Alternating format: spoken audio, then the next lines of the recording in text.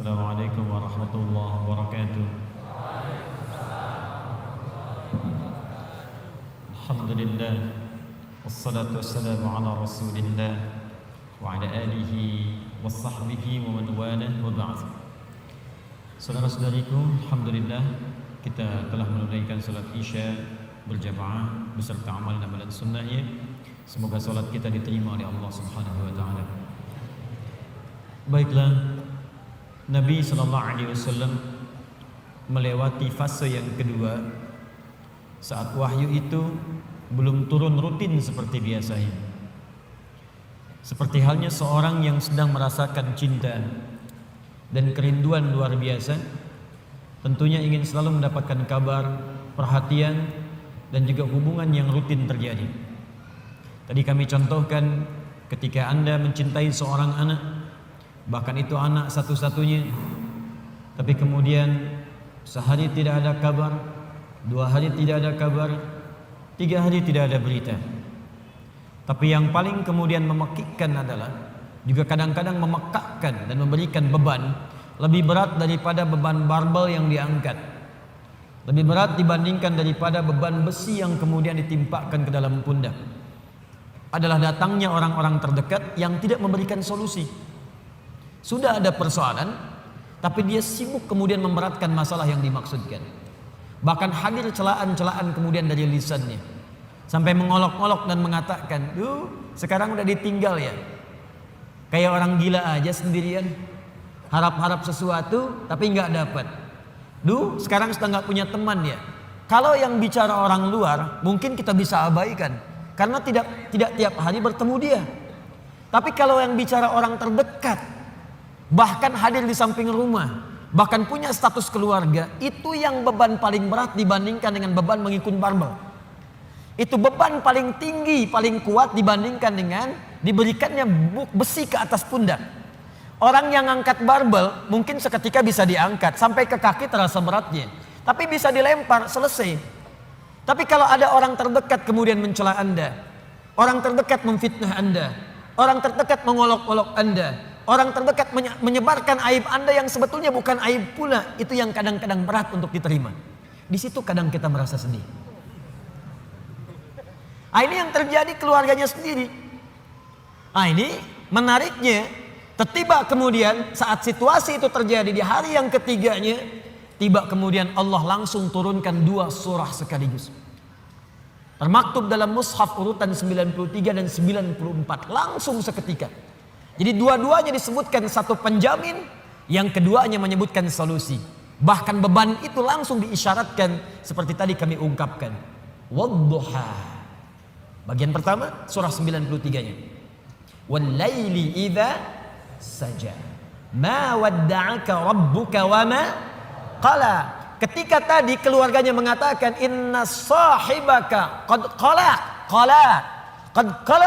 Sungguh Rabbmu sekarang, Tuhan itu yang engkau pertuhankan itu sudah meninggalkanmu. Dijawab langsung, ma wadda'aka rabbuka wa ma qala. Walal akhiratu khairul laka minal ula. Wala sawfa yu'tika rabbuka fatarda. Alam yajidka yatiman fa'awa. Wa wajadaka dhallan wa wajadaka 'ailan fa ammal yatima fala wa ammas sa'ila fala wa amma bi ni'mati rabbika. 11 ayat langsung. Apakah berhenti? Tidak. Teruskan surah yang keduanya. Langsung disebutkan tentang beban yang terasa terpikul itu. Seketika dijatuhkan bebannya oleh Allah Subhanahu wa taala. Nanti kita bahas tafsirnya. Alam nashrah laka wa wada'na alladhi wa rafa'na fa inna ma'al fa idza faraghta wa ila rabbika. Allahu akbar. 2 surah ini kalau kita bahas dengan benar, tanamkan, hunjamkan ke dalam jiwa, maka orang yang bisa memahaminya dengan baik, demi Allah saya katakan, beban seberat apapun akan ringan terasa ia terima dalam hidupnya. Seakan hidup gak ada beban. Sepanjang 2 surah ini dipraktekkan dalam kehidupan. Karena saya yakin setiap kita itu yang hidup pasti punya beban persoalan. Jadi jangan dikira wajah-wajah yang hadir saat ini, ada yang senyum, ada yang tertawa, belum tentu nggak punya masalah. Kadang-kadang tersimpan untuk merasa menghilangkan persoalan itu ketawa. Untuk merasa menghilangkan beban itu tersenyum. Bukan berarti masalahnya hilang. Dan yang paling berat adalah hal-hal yang tidak kita duga sebelumnya. Masalah itu hadir di sekitaran orang-orang dekat kita tersendiri. Dan penyebab persoalan itu adalah orang-orang yang tidak kita duga sebelumnya. Abu Jahal itu partner Nabi sebelum masuk Islam. Dalam apa? Dalam persaingan olahraga. Sering bergulat juga. Dan selalu Nabi menang. Abu Jahal selalu kalah. Kalah. Sampai seketika dikalahkan oleh Nabi, kalah lagi. Sampai penasaran dengan Nabi. Abu Lahab itu teman-teman sekalian, paman Nabi. Bahkan anaknya menikah kemudian dengan putri Nabi SAW. Tidak mudah. Tapi apa yang terjadi? Beban itu yang paling berat yang ada di sekitarannya. Melebihi beban di kantor, melebihi beban di kampus, melebihi beban di pemerintahan, melebihi beban di pekerjaan. Saya mau tanya pada Anda, Bapak yang kerja di kantor, berat mana? Maaf ya, berat mana menghadapi pekerjaan yang rumit di kantor atau istri yang selalu cerewet? Maaf Bu ya. Atau ibu deh, berat mana menyiapkan masakan dengan suami yang sering marah-marah? Amin. Tidak mudah. Karena itu kalau yang berat saja sudah ringan bagi diri kita, maka yang kecil nggak ada apa-apanya. Yang kecil tidak ada apa-apanya. Dan teman-teman mohon maaf ya, selama kita hidup, fitrah kehidupan itu bersanding dengan ujian dan masalah. Supaya kita dapat pahala. Bukankah dari masalah itu kemudian ada kesabaran? Bukankah karena masalah Anda rajin tahajud? Besok mau ujian di kampus, malamnya tahajud. Silahkan cek. Besok mau promosi jabatan, baru baca Quran. Besok ada proyek mau lelang, baru puasa. Bukankah dengan semua itu bertambah ada motivasi untuk mendekat kepada Allah? Maka demikian pula hidup berbanding lurus dengan persoalan. Dan persoalan diberikan kepada kita bukan untuk memberikan beban, tapi supaya kualitas hidup kita meningkat. Hanya persoalannya bagaimana mengatasi persoalan itu terasa mudah ketika kita hadapi. Itu poinnya. Jelas sampai sini? Baik, mari kita mulai. Wadduha. Saya bersumpah kata Allah demi waktu duha yang menghadirkan cahaya yang penuh dengan kenikmatan. Wawunya sumpah, qasam. Misal, wallahi, ya. Kalau saya gunakan waw dengan kalimat Allah, wallahi ma ajidul mimhah qariban minas sabbar. Demi Allah saya bersumpah, saya enggak dapat penghapus ketika saya akan menghapus. Aina huwa? Di mana dia? Wallahi laqad kana lasiqan ma'as sabara. Demi Allah dia melekat tepat dengan papan tulisnya. Misal, gunakan waw untuk menunjukkan sumpah pada hal yang ingin dikuatkan, pada hal yang ingin diyakinkan. Dapat penghapusnya, kita hapus dulu. Saya hapus sebentar ya.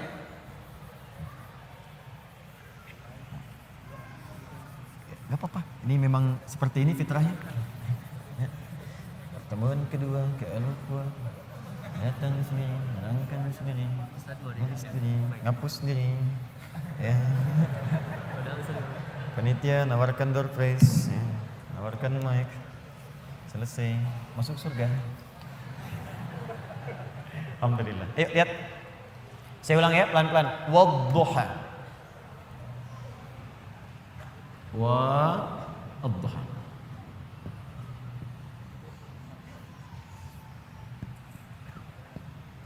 Fokus. Huruf waw dalam bahasa Arab itu setidaknya secara garis besar ada dua jenis. Satu disebut atof. Atof itu waw yang mengikutkan pada hukum sebelumnya. Misal, buka Quran surah ke-2 Al-Baqarah ayat 127, paling kiri sebelah atas. Wa idh yarfa'u Ibrahimul qawa'ida minal bait wa Ismail. Wa Ismail. Dan pelajarilah, ingatlah, pahami ketika Nabi Ibrahim ditugaskan oleh Allah untuk meninggikan bangunan Ka'bah, ditinggikan. Wa Ismail, dan Ismail ikut mengerjakan itu. Saya ulang, dan Ismail ikut mengerjakan itu. Jadi ketika ada huruf waw di tengahnya, itu artinya mengikutkan satu orang kepada yang lainnya dalam pekerjaan yang sama. Zahaba Ahmad ila Masjid Al-Ukhuwah wa Ali. Ahmad pergi ke Masjid Al-Ukhuwah dan Ali ikut ke situ. Itu waw ataf. Tapi kalau ada huruf waw misal berada di awal ayat biasanya dalam setiap awal surah dan harakat setelahnya itu kasrah. Harakat setelahnya itu kasrah. Jadi waw ada kalimat, di akhir kalimat itu harakatnya kasrah. Atau kasrahnya tidak ada tapi ditutup dengan alif. Alifnya alif belok begini.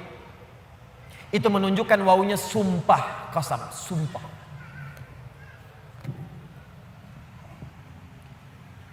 Saya ingin katakan pada Anda, kalau ada orang ragu, kemudian saya bersumpah, bukankah sumpah itu bisa membuat ia lebih yakin? Bukankah sumpah itu ditujukan untuk menepis keraguan? Lihat baik-baik, manusia saja bersumpah, Anda bisa yakin. Sekarang Allah itu enggak bersumpah pun pasti benar. Tapi kemudian dihadirkan sumpah. Kalau Allah sudah bersumpah, itu bukan sekedar ingin menyampaikan kalimat atau informasi, tapi Allah ingin memberikan komitmen dengan sungguh-sungguh dan menanamkannya ke dalam jiwa. Seakan-akan Allah ingin katakan, hei, saya bersumpah ya, saya komitmen, tanamkan pada jiwamu yang paling dalam. Wadduha, demi waktu duha yang cahayanya begitu menyejukkan, menenteramkan. Bukankah kalau waktu duha Anda keluar cahayanya enak? Ya? Nah, sumpah yang pertama ini ada yang memaknai dengan kalimat makna hakiki. Ini bersumpah dengan suasana alam yang sejuk. Tapi ada yang memaknai dengan kalimat majazi, kata kiasan. Muhammad, saya bersumpah, tanamkan pada hatimu yang paling dalam demi keadaanmu yang pernah mengalami ketenangan. Seperti halnya engkau merasakan cahaya duha. Demi kondisimu yang pernah merasakan sukacita, yang pernah enak, pernah nyaman, gak ada gangguan, persis seperti engkau berjemur dalam suasana duha. Bukankah kalau Anda keluar suasana duha enak? Dalam bahasa bebasnya, saya bersumpah demi ketenangan, kenyamanan, kesejukan yang pernah engkau rasakan dalam hidupmu sampai dengan sekarang, seperti merasakan cahaya duha. Walaili idza saja. Hati-hati. Dan saya pun bersumpah demi malam apabila telah datang gelap gulita. Demi malam apabila nampak gelap sehingga tidak terasa, tidak terlihat apa yang ada di sekitarannya. Ini pun bisa diartikan bahasa kiasan. Walaili idza saja. Maaf, kalau malam gelap itu terus cahaya tidak ada, lilin tidak ada, lampu sudah tidak ada, Anda ada dalam satu ruangan, kira-kira mohon izin ya, maaf sekali, kira-kira benda-benda sekitaran kita nampak tidak? Tidak. Kalau sudah tidak nampak, bisa enggak menjangkaunya secara cepat? Meraba kan? Meraba. Ustadz, tapi gigi saya putih, kalau saya senyum ada cahaya. Tidak. Tetap pantulannya tidak akan menghadirkan optik yang sempurna. Maka ketika Anda ingin meraba, sulit. Ada orang, maaf ya, dihadapkan pada sebuah peristiwa, berat peristiwanya, seperti orang berada di tengah malam. Memang suasananya siang, matahari ada, tapi bebannya begitu berat sampai-sampai matanya terasa gelap, kayak orang limbung, jalan limbung. Pernah punya masalah di kantor, tiba-tiba baru datang, Anda dipecat. Oh, astagfirullah. Kenapa Pak? Jangan tanya alasannya, pulang saja. Padahal suasana siang, terang benderang, mataharinya juga terik, tapi seakan-akan kita mendapatkan sesuatu yang gelap. Pulang goyang. Ibu tiba-tiba baru nyampe di pengajian, dapat WA. Aku sudah tidak mencintaimu lagi. Oh, kenapa ini? Papa, apa yang terjadi? Apa mah? Ada SMS begini. Itu bukan nomor papa, mungkin salah. Tapi kalau itu benar, gelap. Jadi ada beban-beban tertentu dalam kehidupan yang terasa begitu gelap. Maka muncul kalimat walaili idza saja. Ataupun suasana yang engkau punya beban Muhammad. Saking beratnya beban itu seperti engkau berada di pertengahan malam yang tidak ada cahaya. Sulit berjalan, sulit meraba sampai ada beban di pundakmu. Ma wadda'aka rabbuka wa ma qala. Tanamkan dalam jiwamu, aku bersumpah kata Allah, dan ini komitmenku kepadamu. Baik engkau dalam suasana suka seperti waktu duha, ataupun dalam suasana punya beban yang sangat berat, tanamkan, yakinkan pada jiwamu, aku tidak akan pernah meninggalkanmu untuk selamanya. Jangan dengarkan perempuan itu yang berkata, Tuhanmu telah meninggalkanmu. Inna sahibaka qad qala. Dijawab langsung oleh Allah, ma wadda'aka rabbuka wa ma qala. Gak akan pernah Tuhanmu meninggalkanmu, apalagi kemudian menjauhimu. Ini kata para ulama, ini manhaj yang pertama Bila seseorang dekat dengan Allah dan selalu mendekatkan diri kepada Allah untuk bertakarrub, dekat sampai merasakan kedekatan dengan Allah, maka tidak ada yang paling menyenangkan dan tidak akan pernah merasakan beban dalam hidup kecuali semuanya akan diringankan oleh Allah Subhanahu wa taala. Kecuali semuanya akan terasa ringan karena dia merasa dekat dengan Allah Subhanahu wa taala. Di bahasa singkatnya begini, kalau Anda dekat dengan Allah, baik dalam suasana senang tidak akan melalaikan. Biasa saja karena yang paling tingginya Allah.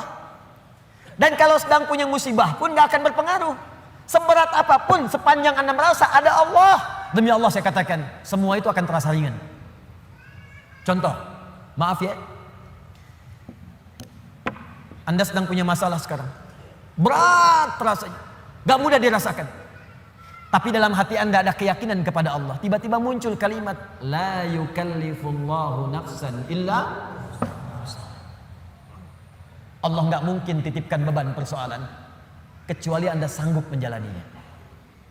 Jadi kalau orang-orang yang dekat dengan Allah, di hatinya ada Allah, dalam pikirannya ada Allah, ingatannya terhadap Allah, jadi yang lain itu terasa kecil. Ini berita langsung dari Allah. Kalau beban hidup kamu ingin ringan menghadapi persoalan, maka dekatkan dirimu kepada Allah.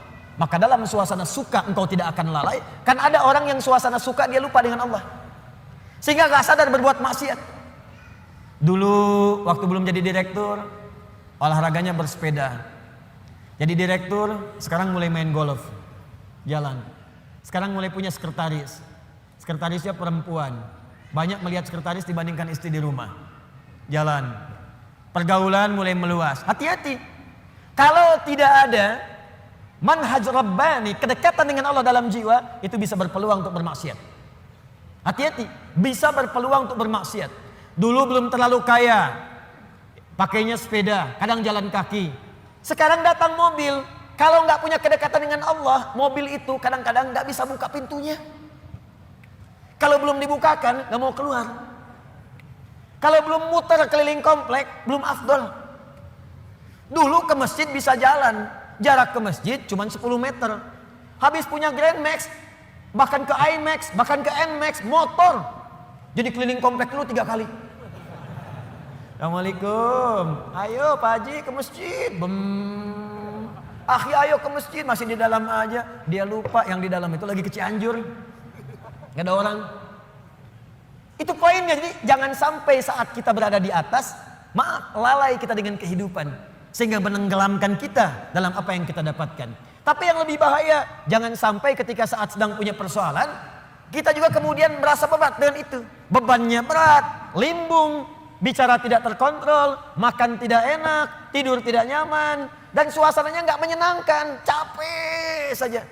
Ada yang tiba-tiba naik ke atas tower, ada yang tiba-tiba naik ke atas tiang listrik, ada yang naik ke apartemen, mau bunuh diri takut, balik lagi gemetaran, dan seterusnya. Dan tidak ada kerjaan. Semua itu tidak akan pernah terjadi kalau Anda dekat dengan Allah Subhanahu wa taala. Di pelajaran pertama dari surah Ad-Duha di awal ayatnya, berusahalah selalu untuk mendekatkan diri kepada Allah Subhanahu wa taala. Orang yang dekat dengan Allah, maka akan dijamin oleh Allah langsung hidupnya, baik dalam keadaan suka ataupun sedang merasakan duka, tidak akan berpengaruh banyak pada dirinya, karena yang paling tinggi dan paling menyenangkan adalah kedekatannya dengan Allah Subhanahu wa taala.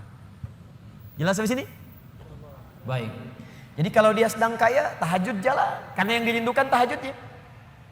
Lihat Abdurrahman bin Auf, Utsman bin Affan, Tamim Ad-Dari, kekayaan banyak, harta melimpah, kapak terbuat dari emas, malam masih tahajud teman-teman. Masih sempat baca Al-Quran. Utsman tuh sampai jadi presiden masih punya waktu untuk khataman Quran. Kan Utsman radhiyallahu taala anhu waktu terbunuh kan sedang baca Al-Quran. Masih puasa, saat itu sedang puasa. Anda bayangkan nikmatnya dekat dengan Allah, walaupun jabatan tinggi, yang terasa nikmat itu saat sedang beribadah kepada Allah, saat tahajudnya, itu yang dinanti. Nabi itu kedudukannya paling tinggi, tapi kapan merasakan kenyamanan? Saat tahajud, sampai tak terasa rakaat pertamanya 5 juz 4 halaman. Paling sedikit 100 ayat. Saya mau tanya pada Anda, pernah nggak merasakan kenikmatan seperti itu? Apakah nikmat saat dapat door prize, apa saat baca wadduhanya?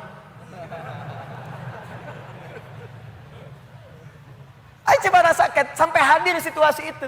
Sampai enak, tahajud tuh diburu gitu. Bukan karena IPK-nya dapat 4. Bukan karena dapat proyek besar. Tapi yang dirasakan, ya Allah, terima kasih engkau titipkan ini. Dan dia kejar siapa yang memberikannya. Kejar malamnya, kejar bacaan Qur'annya, kejar puasanya. Itulah yang sesungguhnya hakikat dalam kehidupan kita. Satu poin pertama. Kalau ada orang yang sudah bisa mendekat kepada Allah, maka Allah jamin. Dalam syukurnya, dalam situasi dia tenangnya, nyamannya, dia tidak akan menjauh dari Allah. Dan dalam situasi dapat musibah pun tidak akan banyak berpengaruh dalam kehidupannya. 2. Allah bersumpah lagi. Walal akhiratu khairul laka minal. Ini yang hebat. Saya kemarin bikin quotes, lalu kita sebarkan. Ini sebetulnya di antara esensi surah Ad-Duha. Kata Allah, Muhammad, saya bersumpah kepadamu, yakinkan pada jiwamu, nanti saat kamu ke akhirat, suasananya akan lebih enak dibandingkan dengan sekarang. Akhirat itu lebih baik dari apa yang kamu rasakan sekarang di dunia.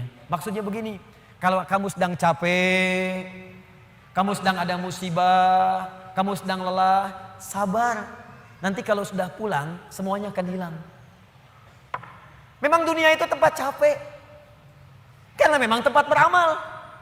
Sholat di dunia, kerja di dunia, puasa di dunia, baca Quran di dunia. Kenapa kita kerjakan? Supaya cari bekal untuk pulang ke akhirat. Nanti kata Allah kalau sudah pulang semuanya akan hilang. Jadi tenang aja teman-teman.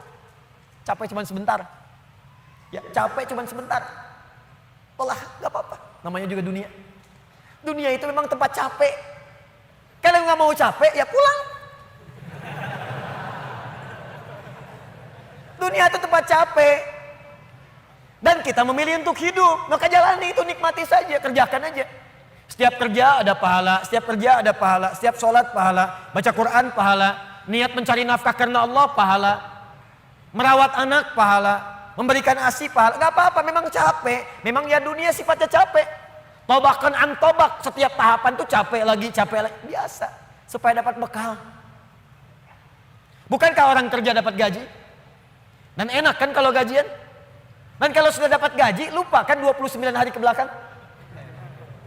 Anda itu bekerja, kerja, berangkat gelap, pulang gelap. Tapi kalau sudah dapat gaji, semua itu kan hilang lupanya. Pergi ke Lembang, ya, jalan sama keluarga. Ada yang ke Palembang, beli pempek. Ada yang ke Lembang, beli mak Lembang. Ada. Semuanya kayaknya hilang aja. Besoknya kerja lagi. Kata Allah, saya janjikan yang lebih dahsyat. Kamu sabar saat di dunia, karena dunia memang tempatnya capek. Kamu cari bekal aja. Nanti saat pulang ke akhirat, saya berikan yang lebih indah dan gak akan pernah ada capek lagi. Sholat, udah gak ada lagi. Jadi jangan pernah bercita-cita nanti di surga Firdaus saya tahajud lagi. Terlampau soleh. Udah gak ada.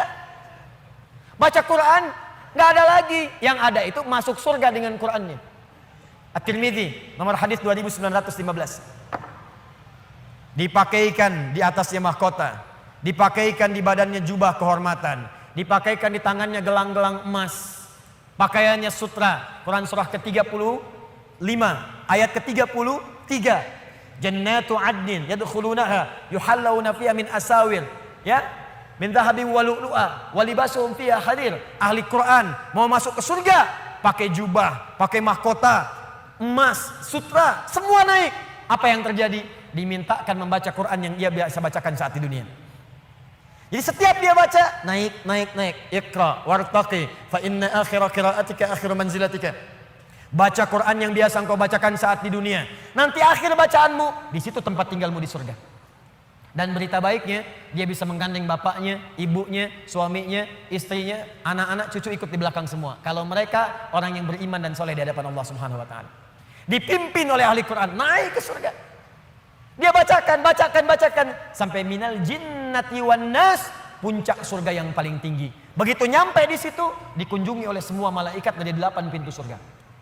Itu ada di Quran surah 13 ayat ke-24. Wal malaikatu yadkhuluna alaihim min kulli bab.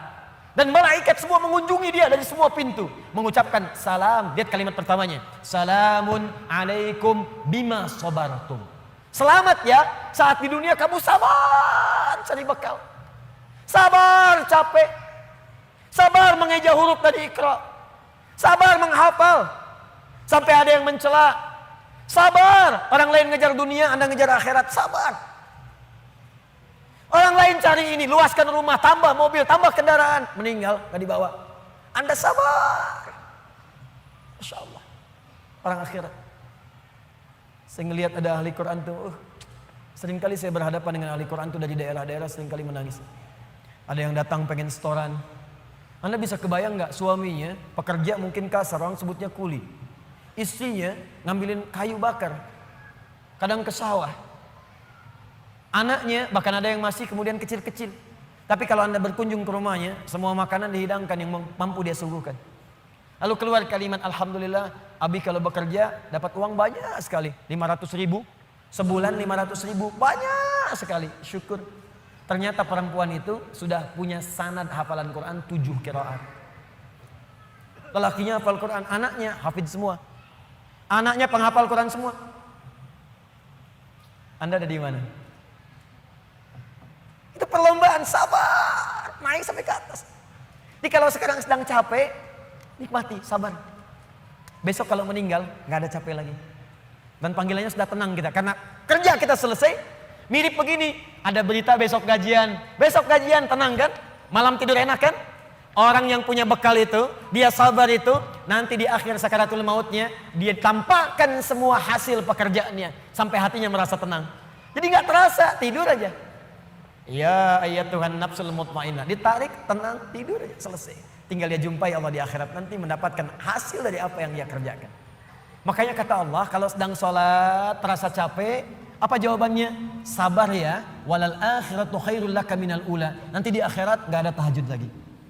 Kalau sedang menghafal Quran capek, sabar ya, nanti di akhirat gak ada menghafal lagi. Abadi sifatnya, wafat selesai hafalan itu. Kalau sedang kena musibah, sabar ya, sabar. Jalani dulu, zikir kepada Allah supaya dapat pahala. Nanti setelah meninggal gak ada masalah lagi, tenang. Nanti pulang selesai semua. Jadi kalau ini kita tanamkan dalam jiwa kita, setiap punya masalah, nanti beres kok insya Allah. Selesai kok. Memang saya jalani aja sampai waktunya saya wafat. Saya pulang, saya dapatkan semua kenikmatannya. Masya Allah. Ustadz beneran? Benar. Surganya banyak? Banyak Ustadz. Alhamdulillah. Tapi Ustadz, kalau di surga pengen ngerokok, bisa enggak? Ya kalau bisa silakan ambil apinya di neraka misalnya. Ya, nikmat, sudah selesai. Kemudian apa yang terjadi? Wala saufa yu'tika rabbuka fatarda. Ini yang paling dahsyat. Nanti di akhirat kata Allah, kalau kamu sabar saat di dunia sekarang, Bu, Pak, sabar tahajud, sabar merawat anak, sabar sekolahkan mereka ke pesantren, sabar talaki Al-Quran, sabar berjamaah ke masjid, Anda kerja di pemerintahan, kerja jadi pegawai, ada yang berdagang, ada yang bisnis, sabar, waktunya sholat, waktunya zakat, sabar. Nanti kata Allah, saat pulang ke akhirat, wala saufa yu'tika rabbuka fatarda. Saya akan berikan semua yang kamu inginkan sampai puas.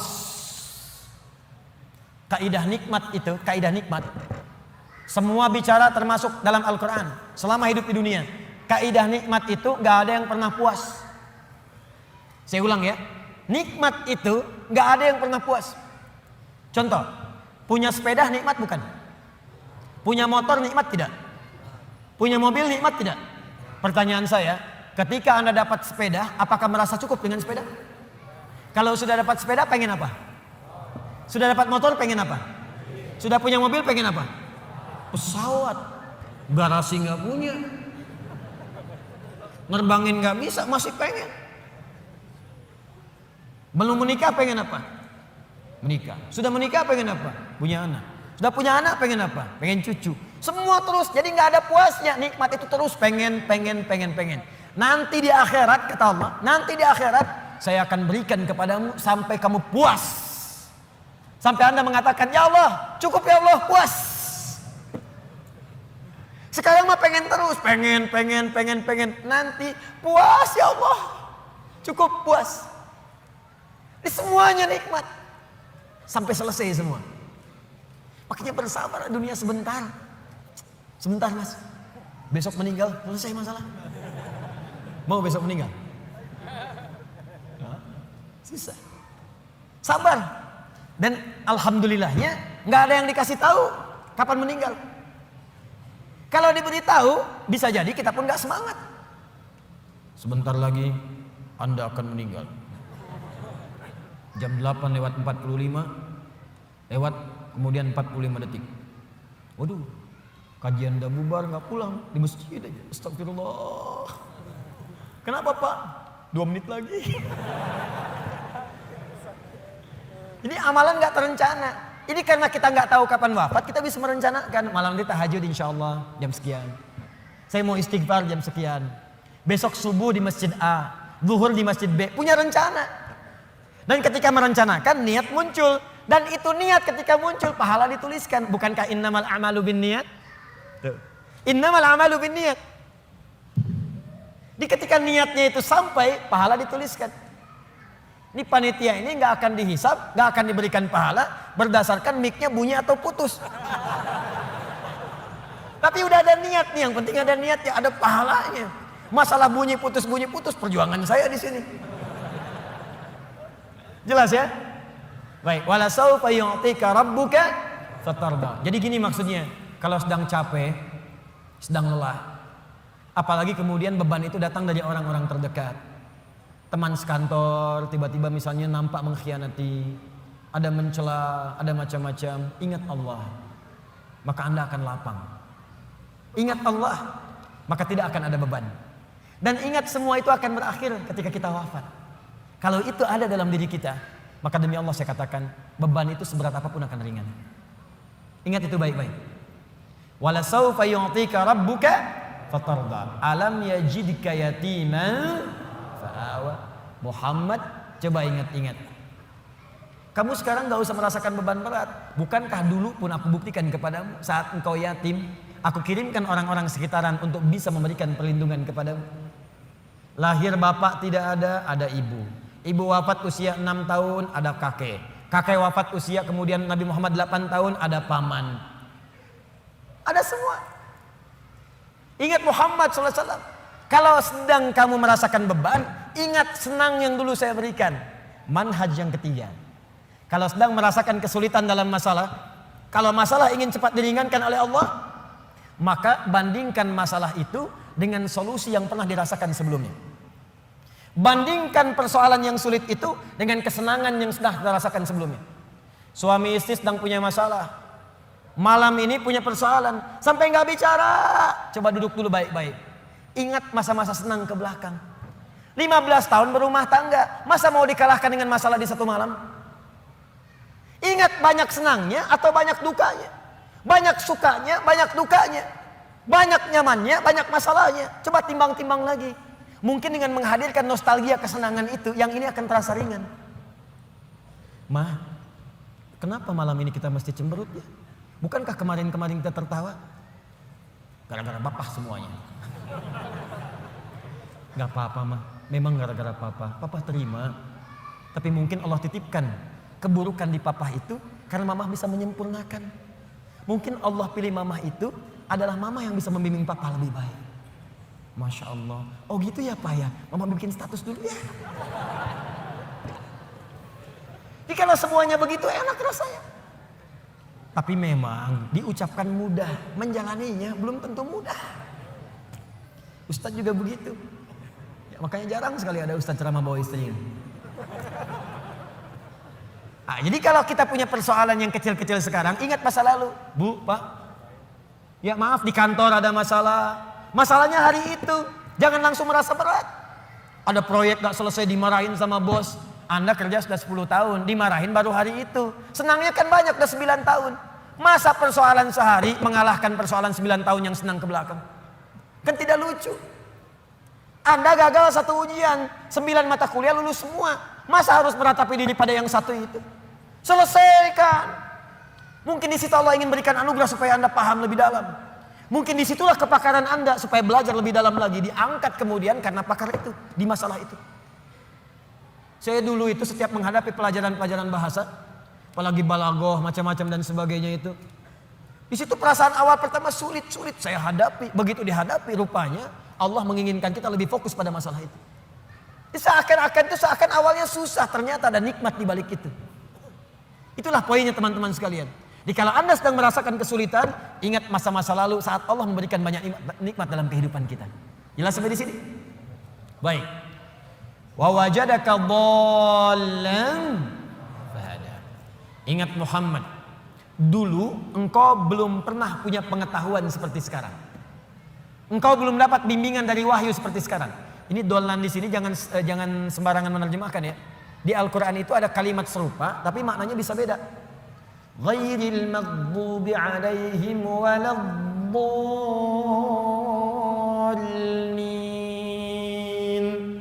Maghdub yang tercela. Maghdub yang terhina. Dhallin di situ yang tersesat, tidak mendapatkan petunjuk Allah. Tapi kalau di surah Wadduha itu jangan diartikan tersesat. Bukan tidak mendapatkan petunjuk Allah, artinya yang belum mendapatkan bimbingan wahyu dari Allah Subhanahu wa taala. Bukankah dulu belum turun wahyu kepadamu? Bukankah dulu belum turun ayat-ayat Quran kepadamu yang membuat engkau semakin tenang sekarang? Lalu setelah itu fahada, datanglah kemudian ayat-ayat itu. Hada itu kata kerja, kata bendanya hudan. Al-Quran disebut dalam Al-Quran dengan nama hudan. Dzalikal kitabu la raiba fi hudan syahrul Ramadan alladzi unzila fihi al-Quran hudan linnas. Hudan. Wajadaka dhallan fahada. Muhammad, dulu kamu belum punya pengetahuan, sekarang dapat ilmu. Dulu kamu belum dapat bimbingan wahyu, sekarang dapat wahyu. Maksudnya apa? Ingat-ingat Muhammad. Sekarang saat kamu dapat beban seperti ini, jangan cepat banyak menyesali karena banyak nikmat Allah yang lain yang bisa kamu hadirkan. Nikmat pengetahuan, nikmat kesehatan, nikmat mendapatkan bimbingan. Nah ini pun Bu, Pak, penting untuk disadari. Kalau sedang merasakan sulit di satu nikmat, maka ingat nikmat-nikmat yang lainnya. Misal, maaf ya, Ustadz saya diponis oleh dokter, jantung saya sakit Ustadz. Jantung kan sakit, tapi kan otak masih sehat. Telinga masih sehat, lisan masih sehat, mata masih sehat. Salahnya manusia kadang-kadang mengaitkan penyakit dengan kematian. Teori wafat itu nggak butuh penyakit. Wafat itu kalau ajal tiba langsung wafat, nggak ada penyakit pun wafat. Banyak orang sehat wafat, banyak orang sakit bahkan sampai koma belum nyampe titik. Banyak orang sakit di rumah sakit, tapi yang meninggal bisa yang sehat duluan. Karena kaidah untuk wafat itu bukan penyakit, ajal tiba. La yastakhiruna sa'ata wa la yastaqdimun. Quran surah 7 ayat 34. Ini kesalahan manusia itu kadang begitu. Divonis cancer, stadium 4. Waktunya tinggal sebulan lagi, nggak akan nyampe kalau belum nyampe. Nggak akan wafat kalau belum wafat. Nih saya kasih kisah nyata ya, ini nyata betulan. Ada orang divonis sudah berat nih, penyakitnya dalam, sampai dokternya mengatakan ini nggak akan tahan daripada 2 pekan secara medis. Orang ini mau berangkat haji, udah muntah-muntah, udah macam-macam, dia paksakan berangkat. Sampai dia bawa bekal, nggak apa-apa lah. Ini pakaian ihram saya, ini kisah nyata, sekalian jadi kafan saya. Berangkat ke sana, bahkan keluarga sudah melepas dengan segalanya, kalau wafat nanti di tanah suci. Apa yang terjadi? Sampai di sana berangkat haji, tawaf muntah darah. Berangkat lagi. Tawaf pertama kan umrah tuh, tawaf kudum, selesai. Sampai kemudian masuk wukuf di Arafah, sudah sepekan. Berjalan lagi. Lontar jumrah, naik sampai puncaknya pun teman-teman. Dalam hal mabit saja di Muna, orang bisa ngambil nafar awal.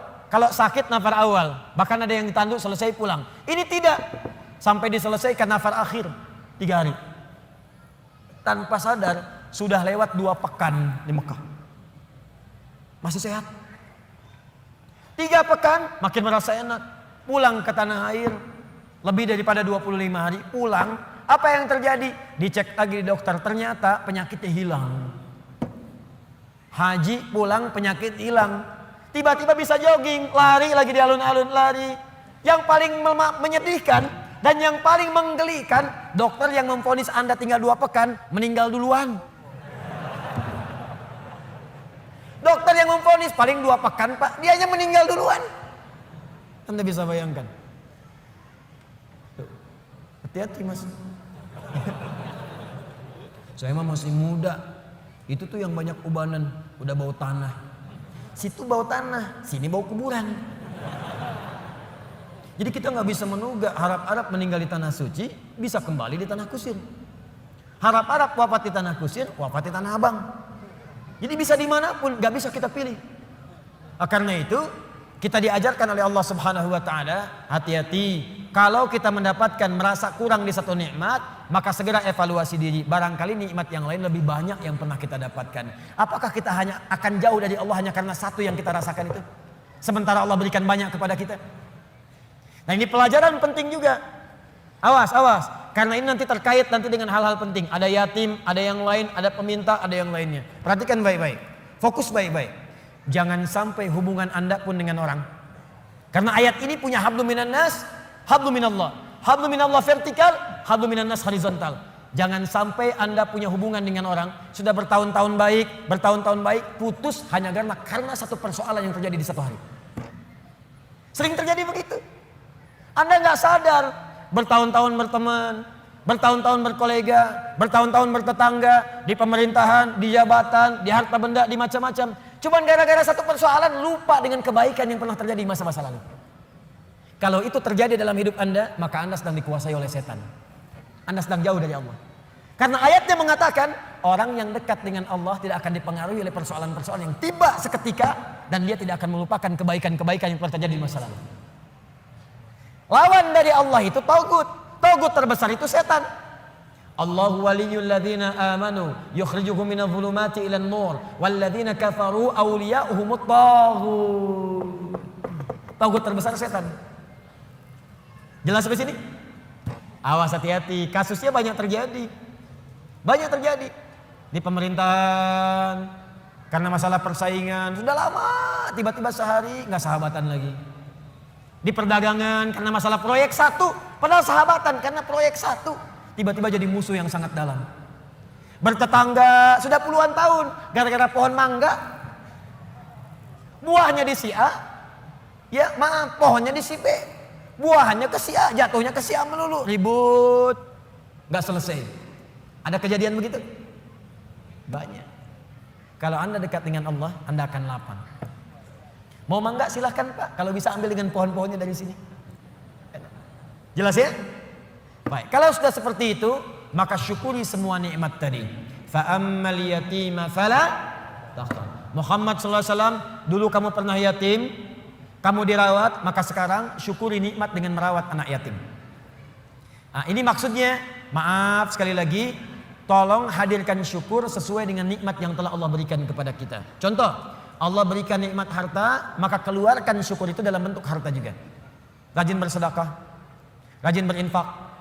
Ya, Allah berikan nikmat Al-Quran, maka berikan bentuk syukur dengan bentuk Al-Quran juga. Ke masjid imami, ajari murid-murid Quran, buka majlis ta'lim tentang Quran, itu bentuk syukurnya. Di ketika Nabi pernah yatim, dirawat oleh orang lain, kemudian kata Allah, wujudkan bentuk syukurmu dengan merawat anak yatim juga. Fa ammal yatima fala. Maka jika ada anak yatim, sayangi, sayangi, sayangi, sayangi. Wa ammas sa'ila fala tanhar. Kalau ada orang nanya, kamu kan Muhammad saya berikan ilmu, berikan Al-Quran, berikan wahyu, maka bentuk syukurnya setiap ada orang bertanya tentang ilmu, tentang wahyu, berikan kepadanya. Berikan. Jangan tutupi. Sesuai dengan kadar kelapangannya. Maka itulah prinsipnya, kalau kita ingin bersyukur dan ditambah nikmatnya oleh Allah, setiap diberikan nikmat maka cepat syukuri nikmat itu sesuai dengan fungsinya. Kalau harta, sedekah. Kalau ilmu, ajarkan. Kalau Quran, tampilkan. Demikian seterusnya. Kalau Anda hidupnya begitu, ringan kita. Terima kasih, terima kasih, terima kasih. Jadilah terima kasih. Enak. Dan gak akan ada beban. Ini saya bingung deh. Kadang-kadang cuma karena rebutan mobil, rebutan motor berkelahi, dua-duanya meninggal. Motornya nggak ada yang dapat. Cuman karena rebutan minum, berkelahi, rebutan lahan. Kemarin ada orang rebutan lahan sampai berkelahi, bacok-bacokan. Ada yang pakai golok sampai meninggal, sekian wafat, sekian luka. Aduh, ketika meninggal dapat apa? Tanahnya nggak dapat, lahannya nggak dapat. Apa yang didapatkan meninggal? Yang dibunuh meninggal, yang membunuh meninggal, dua-duanya wafat. Cuman statusnya beda di hadapan Allah. Karena itu jangan berlomba dengan urusan dunia, capek. nggak elit, nggak keren. Wafatnya nggak dapat apa-apa. Setelah itu baru kan bicara kepada diri Anda. Nah, ini bagian terakhir. Wa amma bi ni'mati rabbika. Bagian terakhir, dan kalau Anda mendapatkan nikmat dari Allah Subhanahu wa taala, untuk menguatkan dan mensyukuri nikmat itu, boleh Anda kemudian membincangkan nikmat itu. Kalimat Qur'annya fahadits, bukan fa'akhbir. Kalau fa'akhbir, sampaikan pada orang. Bikin pamflet dari Sabang sampai Merauke. Alhamdulillah Allah berikan kepada saya nikmat rumah yang luas, pasang, bikin status di Facebook, bikin di Instagram, mobil baru, foto, ceklik. Alhamdulillah, nikmat Allah saya mendapatkan Lamborghini. Itu Maria pamer. Alhamdulillah, dapat misalnya kalung baru. Alhamdulillah, berlian baru, foto, ceklik, berlian harga 8 miliar, pajang. Bukan. Fahadits itu punya dua arti. Satu, membincangkan ke dalam jiwa secara langsung. Diajak bicara diri kita. Ya, diajak bicara. Misal, pernah kan satu waktu kita merenung, ya kan? Lalu kita katakan pada diri kita, alhamdulillah nih dapat ini, itulah fahadits. Jadi untuk menekatkan diri kita dengan Allah, misal bisa konsisten tahajud malam, tahajud. Ajak bicara diri kita. Alhamdulillah, Allah telah memberikan nikmat tahajud. Besok harus nambah lagi, jangan sampai telat. Alhamdulillah Allah berikan nikmat Quran. Kamu jaga ya, kita jaga ya Allah. Mudah-mudahan masuk ke surga. Itu untuk menguatkan diri kita. Jadi kalau terbiasa dengan satu nikmat ibadah kah, nikmat harta kah, nikmat ketenangan kah, untuk menguatkan nikmat itu hadir dalam jiwa kita, ada bicara diri kita. Supaya nikmat itu melekat kuat dalam diri kita dan terjaga sampai menghadap kepada Allah Subhanahu wa taala. Yang kedua, hadis itu bisa berarti berbagi sesuai dengan porsinya. Misal, seorang guru ingin motivasi muridnya yang khusus. Datang dia murid-murid khusus. Boleh berbagi pada muridnya. Alhamdulillah, anak-anakku sekalian, murid-muridku, Allah titipkan kepada saya hafalan Quran 30 juz. Yang dihafalkan dalam 6 hari misal. Allah berikan kepada saya sekarang titipan fiqih. Allah berikan titipan saya kepada saya misalnya titipan hadis. Itu tidak ditempuh dengan biasa-biasa. Mesti rajin tahajud, mesti rajin baca Al-Quran, mesti rajin sedekah, mesti ijtihad untuk belajar. Itu boleh, sah. Kalau ingin bisa disampaikan pada kalangan umum dan dikhawatirkan terlibat riya di situ, tidak sanggup dia menerimanya, maka sampaikan dalam bentuk yang umum. Alhamdulillah Bapak Ibu sekalian, kita sudah mendapatkan nikmat dari Allah, seperti Allah juga berikan nikmat kepada saya. Seperti mungkin Bapak Ibu lihat, alhamdulillah. Bapak Ibu juga punya nikmat dari Allah, alhamdulillah. Seperti halnya Allah berikan kepada saya juga kepada Bapak Ibu sekalian. Itu fahadits namanya. Disesuai dengan konteksnya, sesuai dengan keadaan orang yang diajak bicara. Di fahadits itu bukan kemudian mengupload nikmat di Facebook, mengupload harta benda di Instagram, lalu Anda tuliskan di situ rumah baru, fa amma bi ni'mati rabbika fahadits. Bukan begitu maknanya. Pulang dari haji boleh. Saya kumpulkan tetangga untuk berbagi zam-zam, nggak usah bicara. Zam-zamnya dibagi, kurmanya dibagi. Wa amma bi ni'mati rabbika fahadits. Mau berangkat boleh, minta doa, ya, datang misalnya, bagikan makanan misalnya sedekah, setelah itu minta doanya, boleh silakan. Jadi pesan bagi mereka, kalau dia sekarang haji, besok lusa saya haji. Yang tidak boleh itu riya, yang tidak boleh itu sombong. Terima kasih Bapak Ibu sekalian. Di komplek ini telah datang sudi memenuhi undangan kami. Tolong didoakan insya Allah besok kami berangkat kloter pertama untuk menunaikan ibadah haji. Mohon didoakan lancar ya Bapak Ibu sekalian. Kami banyak dosa, kami minta maaf. Ini haji pertama kami. Mungkin juga yang pertama di komplek ini ya. Ya Pak RT belum haji, ya Pak RW belum haji, ya. Juga tetangga sekalian belum haji. Nanti di sana kami doakan insya Allah supaya cepat berhaji seperti kami sekarang. Habis pahala. Nyampe depan Ka'bah foto ceklik, kirimkan ke grup komplek. Hari pertama sholat di dekat Ka'bah. Habis. Itu bukan fa'amma bi ni'mati rabbika fahadits. Jelas ya? Nah, kalau sudah begitu, maka lapang hati kita. Lapang. Dekat dengan Allah, ada beban hilang. Kekayaan datang tidak silau. Berbagi nyaman, enak gitu. Nikmat dibincangkan pun tenang. Kalau sudah tenang hati lapang, dalam bahasa Arab sesuatu yang lapang, sesuatu yang tenang itu disebut dengan syarah namanya. Kalau kelapangannya terasa dalam disebut dengan insyirah namanya. Maka setelah ad-duha diturunkan, hati Nabi merasa lapang, tenang. Karena ada berita. Bukankah Anda cari-cari berita dari anak, tiba-tiba hari ketiga nelpon, Assalamualaikum ayah, abi, Assalamualaikum umi. Bukankah hati menjadi lebih lapang? Insyirah, syarah. Maka turunlah kemudian surah yang selanjutnya. Alam nashrah laka sadrak. Bukankah aku sudah lapangkan keadaan hatimu?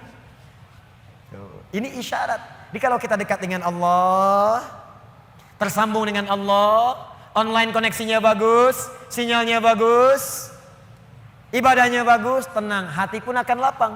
Maka semua persoalan itu bukan beban, tapi semua yang dibuat oleh Allah untuk membuat hati kita lebih lapang. Wa wada'na anka wizrak alladzi anqadha dhahrak. Dan Allah sudah hilangkan beban yang ada di pundakmu itu. Yang tadinya cacian, makian, ada fitnah, ada macam-macam. Bahkan dari orang terdekat. Karena dekat dengan Allah dibuang oleh Allah seperti barbel yang ada di pundak tiba-tiba dilemparkan seketika. Bukankah atlet angkat berat itu? Begitu besinya diangkat, langsung mulutnya kelihatan berubah. Wajahnya berubah. Naik ke atas. Tapi bagaimana ketika itu sudah dilemparkan, diangkat, lempar. Pung. Tenang. Alladzi anqadha dhahrak. Buang, lempar. Jadi kalau orang dekat dengan Allah, begitu ingat Allah, semua beban yang besar pun seakan-akan dibuang. Habis. Setelah itu apa yang terjadi? Ketika Anda bisa bersabar, lebih dekat dengan Allah lagi, lebih dekat dengan Allah lagi, maka yang terjadi, Allah bukan tenggelamkan Anda, tapi Anda akan diangkat di hadapan Allah Subhanahu wa taala. Wa rafa'na laka dzikra. Disebut nama Anda di langit. Si fulan, abdi, hambaku. Si fulan, lihat hambaku, hambaku. Diuji dengan musibah seberat apapun dia tenang saja. Dia dicaci tidak membalas. Dia dihina dia bersabar. Bahkan orang terdekatnya mengkhianati dia sabar. Diangkat derajatnya oleh Allah. Dan satu kali diputar oleh Allah. Ja'al haqq wa zahaqal batil. Innal batila kana zahuqa. Satu hari kemudian terbukalah kemudian yang nyata itu, maka yang buruknya hilang, yang baiknya muncul. Bukankah Yusuf alaihissalam pernah difitnah? Bukankah Yusuf alaihissalam pernah masuk penjara? Bukankah Yusuf alaihissalam pernah masuk ke dalam sumur? Bukankah beliau kemudian pernah disiksa? Bukankah beliau pernah dihujat? Tapi apa yang terjadi? Ketika beliau naik jadi menteri, membebaskan Mesir dari kelaparan, datang kemudian punya jabatan, apa yang terjadi? Ditukar semuanya menjadi baik. Wa rafa'na laka dzikrak, diangkat oleh Allah dan semua masa-masa suram itu hilang seketika. Sekarang saya tanya pada Anda, tidak pernah ada menyebutkan Nabi Muhammad SAW, bukankah yang terbayang kebaikannya saja? Bukankah yang terbayang ketakwaannya saja? Bukankah yang terbayang kemuliaannya saja? Semua beban ketika sedang sholat ditaruh kotoran di atasnya. Ketika beliau berdakwah dilempari di Taif dengan batu. Ketika kemudian beliau sedang tidur akan diusir dikepung oleh 100 pemuda. Semua siksaan, semua tantangan. Tapi apa yang terjadi? Ketika hijrah, semua lapang, balik ke Mekah, wa rafa'na laka dzikrak, diangkat semuanya. Tidak ada yang menyebutkan Muhammad kecuali semua kebaikan. Dan orang-orang sekitarnya kembali menjadi baik. Bagian terakhirnya, kalau Anda ingin mendapatkan ini semua, tidak mudah kata Allah. Bagaimana cara mendekat kepada Allah yang pertama? Maka rumus yang pertamanya, sebelum Anda lakukan dengan pendekatan ibadah kepada Allah, maka Allah berikan rumus cepat. Perhatikan rumus cepatnya. Perhatikan rumus cepatnya. Kalau sedang punya masalah besar, dan masalah itu ingin cepat dibuang dari benak Anda, tidak membebani pikiran Anda, maka keluarkan rumus ini dalam kehidupan. Lihat kalimatnya. Inna ma'al. Lihat. Alladzi anqadha dhahrak wa rafa'na laka dzikrak. Fa inna ma'al usri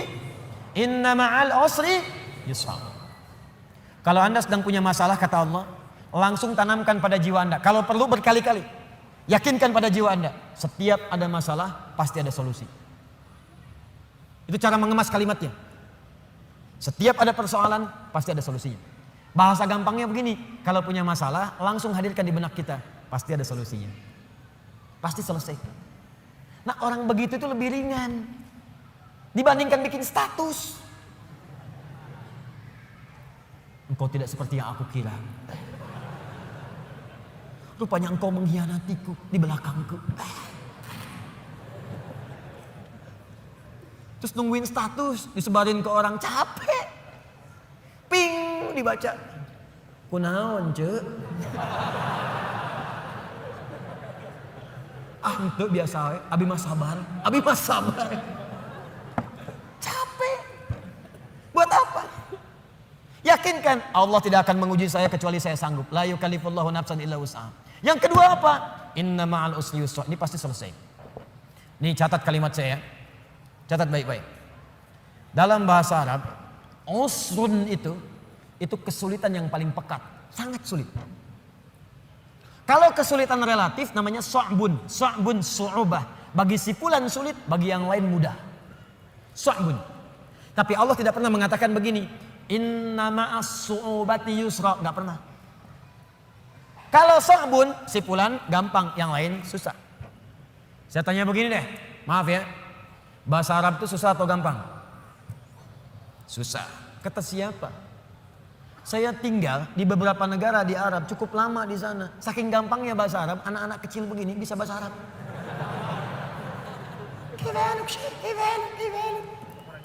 Gampang. 2010 saya di Mekah. Lewat kemudian.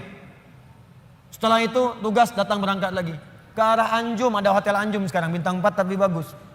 Di pelataran haram ada orang duduk. Dia itu sakit. Sakitnya sarafnya. Dia gak sadar gitu kan. Sakit saraf, Anda bayangkan. Orang bilang penyakit yang saya gak sanggup lah gitu ya. Sebetulnya tidak ada yang kata-kata yang kasar. Saya gak bisa keluar kata-kata itu. Ya, sakit terganggu jiwanya, sarafnya. Tapi hebatnya bisa ngadap ke arah hotel ceramah pakai bahasa Arab. Alhamdulillahirabbil alamin. Wassalatu wassalamu ala Rasulillahil karim. Ikhwatal kiram. Bayangkan orang yang sakit saraf bisa ceramah pakai bahasa Arab. Gampang. Kenapa jadi susah? Lalu Anda katakan itu kan orang Arab, Ustaz. Di sini orang Bandung. Kata siapa? Unta Arab ribuan tahun ada di Arab. Sampai sekarang gak bisa bahasa Arab. Beo Cililin bawa ke Mekah. 2 hari ajarin. Assalamualaikum. Kaifa. Nah ini kata orang bukan karena susahnya. Ada gak kemauan bagi kita untuk berusaha? Kalau mau pasti jadi gampang. Tapi kalau gak mau susah. Itulah su'ubah. Tapi kalau semua orang susah bisa. Maaf. Bawa mobil susah atau gampang? Susah. Bawa mobil Kalau nyetir mobil bisa, bawa mobil. Susah. Gak ada yang bisa, sulit, berat bebannya. Itu disebut usrun namanya. Ain sinra. Usrun. Al-usra. Asara. Ya'sur usrun. Berat seberat-beratnya. Solusinya kalau mudah yang relatif namanya sahlun, sahlah, suhulah. Itu bagi si A mudah, yang lain belum tentu. Tapi kalau semua mudah, semudah-mudahnya. Seperti minum air, seperti ngangkat sedotan, seperti ngambil tisu. Jangankan orang 50 tahun, anak 5 tahun bisa ngambil. Itu yusrun namanya. Yusrun. Mudah. Orang yang namanya yusrun artinya orang yang mudah. Yang ringan, yang gampang. Yusrun. Semudah-mudahnya seperti mengangkat tisu. Kata Allah, lihat sini. Kalau Anda sedang punya masalah seberat apapun usrun. Kalau masalah itu ingin diringankan oleh Allah, walaupun solusinya belum datang, maka tanamkan pada hati Anda. Ini pasti selesai. Mudah. Seperti mengangkat tisu. Gak ada yang susah bagi Allah. Orang yang dekat dengan Allah, dia tahu semua solusi ada pada Allah. Punya masalah dengan harta, Allah yang maha kaya. Masalah dengan ujian, Allah yang maha mengetahui. Allah yang punya ilmu. Masalah di rumah tangga, Allah yang punya solusi. Semua Allah punya. Apa yang tidak punya bagi Allah?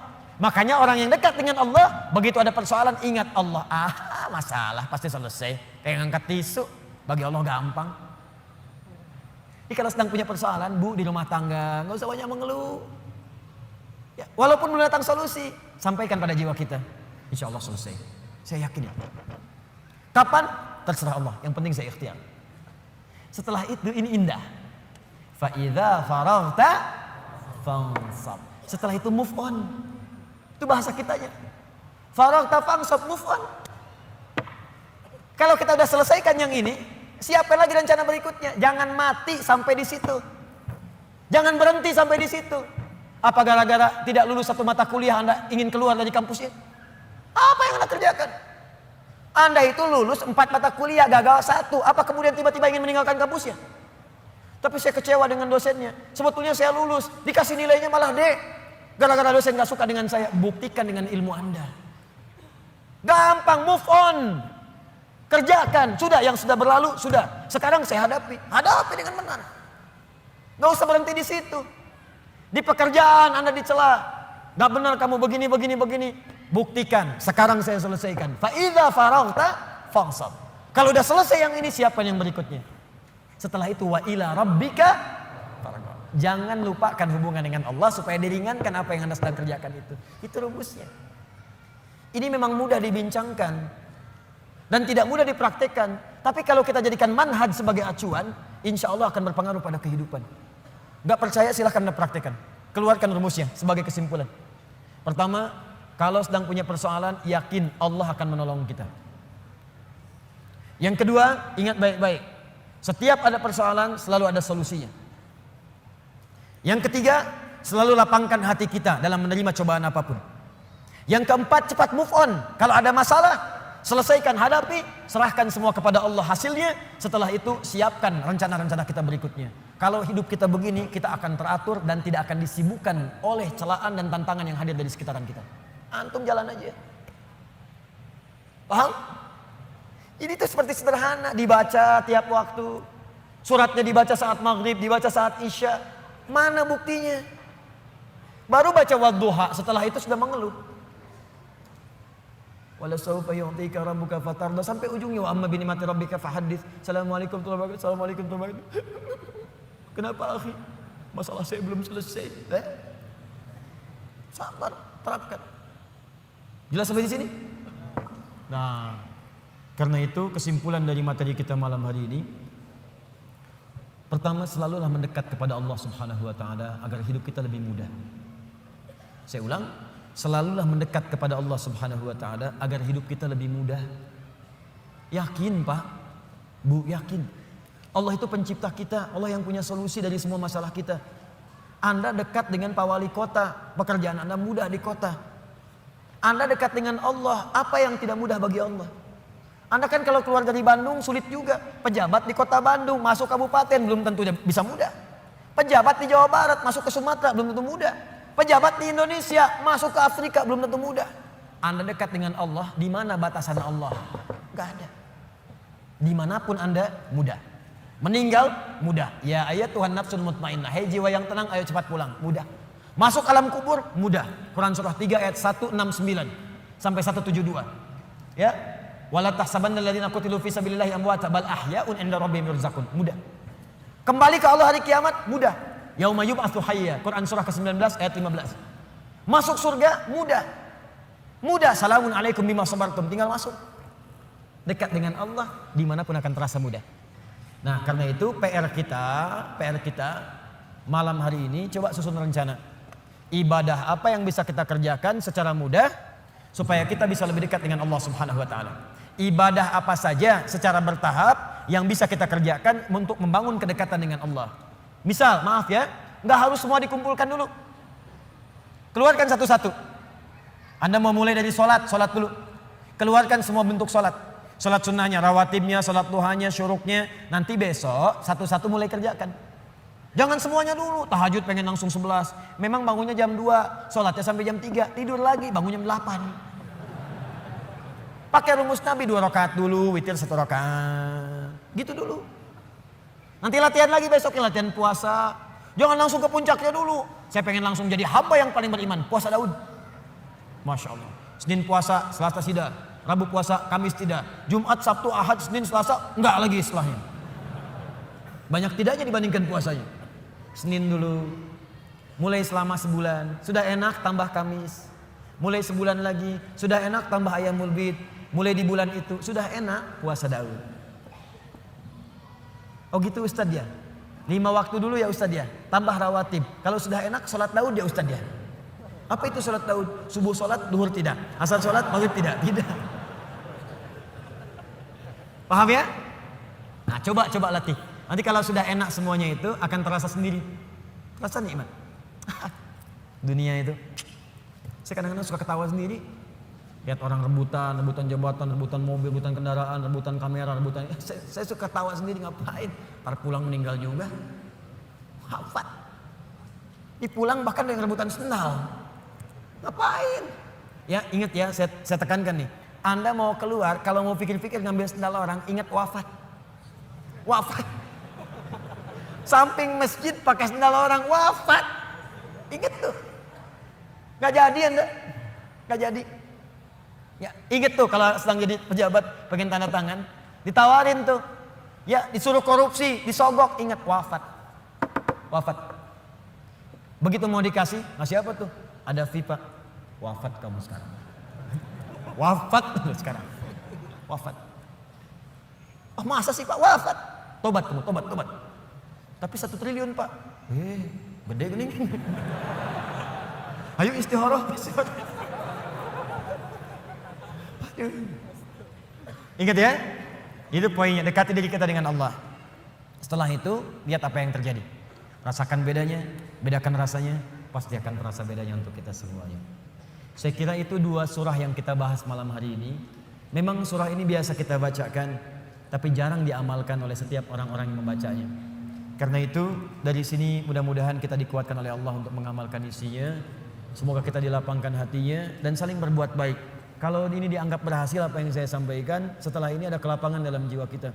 Tapi kalau tidak merasakan ada pengaruh, berarti mungkin mohon maaf. Bisa jadi Anda yang kurang fokus, atau saya yang kurang benar menyampaikan. Atau mic-nya yang kurang jelas. Tidak ya, kita belajar dengan baik insya Allah. Mudah-mudahan ada kemuliaan untuk kita semuanya. Baik teman-teman, izin saya menyampaikan informasi. Pertama, ini besok saya jadikan edisi spesial di Kota Baru Parahyangan, Masjid Ar-Rahman. Fikih ikhtilafnya saya hadirkan untuk membahas pertanyaan saja. Jadi semua pertanyaan malam ini, termasuk yang tadi pagi, besok saya bahas khusus di Ar-Rahman. Tidak ada materi, jawab langsung pertanyaan. Pertanyaan. Karena saya kira saya sudah banyak ke Bandung dan ada sesi pertanyaan yang kadang-kadang tidak terrespon dengan baik. Ya, itu nanti sebagian juga akan saya jawab lewat Adi Hidayat Official. Kita ada channel official. Akhir TV sekarang sedang maintenance ya, supaya ada tayangan lebih sempurna lagi, lebih baik. Kita punya harapan 24 jam ada tayangan. Jadi sekarang kita gunakan dulu official, nanti setelah itu sempurna baru kemudian kita launchingkan untuk semuanya. Info paling menarik, bulan depan kita akan mulai program menghafal Quran 30 juz karantina 30 hari. Bagi Anda yang sudah mendaftar, siap-siap, nanti akan dihubungi kapan waktunya. Tempatnya di Bekasi, nanti ada di Lampung, ada di Sulawesi, dan Bandung sedang disiapkan. Nanti begitu sudah siap, Anda bisa hadir di situ. Ada tempat untuk ikhwan, tempat untuk akhwat. Yang kedua, pekan depan ada utusan dari Sudan. Mereka akan membawa beasiswa sebanyak 15 orang, khusus untuk penghafal Quran 30 juz. Diberikan kesempatan beasiswa ke Sudan gratis di Jamiatul Quran, yaitu University of Al-Quran, Al-Quran University. Jadi kampus Al-Quran khusus mencetak para ahli Al-Quran, bukan cuma hafal tapi dengan ilmu-ilmunya. Nanti saya infokan kemudian. Yang terakhir, pekan depan akan ada seleksi insya Allah program PKU, Pendidikan Kader Ulama. Itu nanti langsung kami yang seleksi, saya yang seleksi, akan tinggal dengan saya selama setahun. Saya langsung yang didik. Ya, tinggal dengan saya, tinggal di tempat saya di Bekasi. Ya, kami yang biayai semuanya gratis. Ya, sampai setahun selesai, baru nanti kami sekolahkan sesuai dengan bakat-bakatnya masing-masing. Kalau dia senang Quran, kita arahkan ke kampus Quran. Kalau dia senang fikih, kita arahkan ke kampus fikih. Insya Allah pekan depan akan diumumkan dalam kajian malam Jumat langsung dari Bekasi, dari Masjid Al-Ihsan, PTM, dan Villa Jaka Setia insya Allah. Saya kira itu yang kita sampaikan, mudah-mudahan ada manfaatnya. Besok nanti kita akan bahas sesi pertanyaan tanya jawab di Masjid Ar-Rahman di Kota Baru Parahyangan. Allahumma taqabbal minna innaka antas samiul alim. وتب علينا إنك أنت التواب الرحيم اللهم ربنا لا تدع لنا في مقامنا هذا وفي كل مقام ذنبا إلا غفرته ولا هما إلا فرجته ولا دينا إلا قضيته ولا مريضا إلا شفيته ولا حاجة من حوائج الدنيا والآخرة فيها لك رضا وفيها لنا الصلاح إلا قضيتها يا أرحم الراحمين. اللهم علمنا ما ينفعنا وفقنا فيما تعلمنا لنعمل بها يا أرحم الراحمين. واجعلنا من أهل القرآن واجعل القرآن صحيبا لنا في الدنيا وشفيعا لنا في الآخرة يا أرحم الراحمين. اللهم ربنا آتنا في الدنيا حسنة وفي الآخرة حسنة وقنا عذاب النار. اللهم تقبل منا يا الله إنك أنت السميع الدعاء. اللهم وآخر دعوانا أن الحمد لله رب العالمين. سبحانك اللهم وبحمدك أشهد أن لا إله إلا أنت نستغفرك ونتوب إليك. وصلى الله على رسولك الكريم نبيك الأمين سيدنا محمد وعلى آله وصحبه وأمته إلى يوم الدين. ثم السلام عليكم ورحمة الله وبركاته.